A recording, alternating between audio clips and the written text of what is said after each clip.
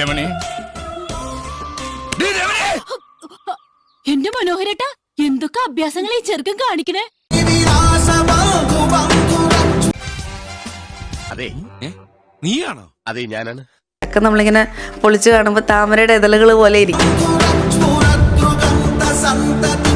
ഇങ്ങനെ തലയ്ക്ക് വല്ല ഓളം ഉണ്ടോ? എന്നെ ശരിക്കും ഒന്ന് ശ്രദ്ധിച്ചേ. എന്റെ പെരുമാറ്റത്തില് എന്തെങ്കിലും പന്തികളുണ്ടോന്ന് ഒന്ന് നോക്കിക്കേ.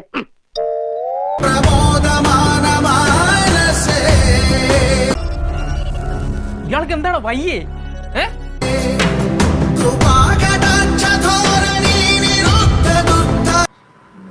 എന്ന് പറഞ്ഞാൽ മോശം അഭിപ്രായം.